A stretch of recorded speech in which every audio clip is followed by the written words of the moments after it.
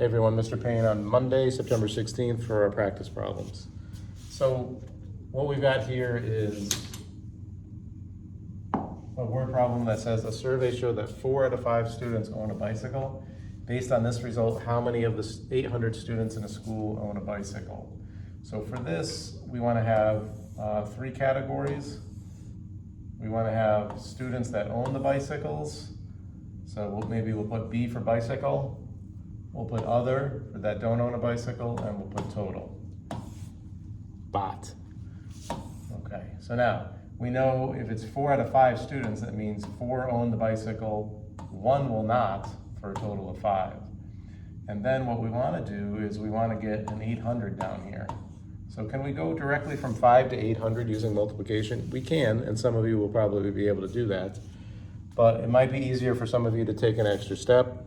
Come up with a number to start with 5 and get to 800. Come up with a number in between that we can use to get there. So 100 is always one of those friendly numbers. Tens, multiples of 10, multiples of 100, always easy numbers. So what do we have to do to that 5 to get it to become a 20, or to get it to become a 100? 40 and slip, we multiply it by 20. So 5 times 20 equals 100.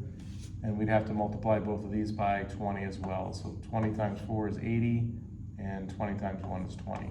So 80 plus 20 is 100. And now we should be relatively easily getting from 100 to 800 by multiplying by 8.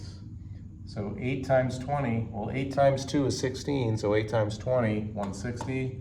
8 times 8 is 64, so 8 times 80, 640. And 640 plus 160 does equal 800. So the number of students that do own a bicycle in the 800 student school would be 640, okay?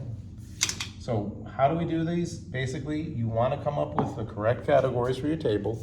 You want to pull out the numbers to put into your table, and then you want to find the easiest way to make equivalent ratios using those numbers. Sometimes it's one step, sometimes it's multi-step, depends on how big the numbers are. So let's do one more here. How about the second one here? The students survey of Mr. Thorne's class shows that 5 out of 8 students will buy lunch today. So what we have to do is make a table. The information from that table is taken directly from the word problem.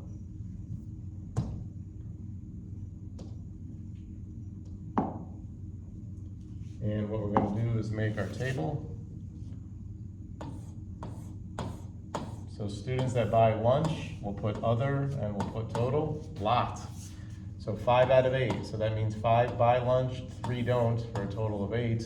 And then 720 students is the total in the school. So can you go directly from 8 to 720? Well, how about we cover up that 0? Can you go directly from 8 to 72? You should be able to.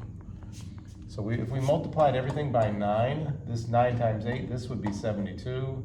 This would be 27, and we got 45. And then to go from 72 to 720, again, we're just multiplying by 10. 720 is 10 times bigger than 72. So that means you'd have to multiply 72 by 10 to get 720.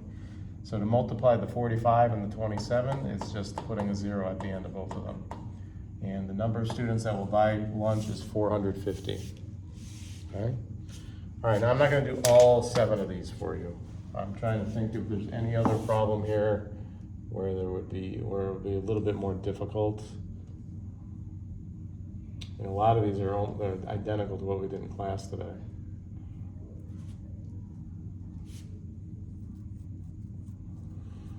I'll do one more. Let's do number 5. So it says Liberty Middle School has 600 students. In Anna's class, 3 out of 8 students walk to school. How many students can be expected to walk to school? So we could put walk, we could put other and total, and we know that 3 out of 8 walk. So 3 walk, that means 5 do not walk, and that's a total of 8.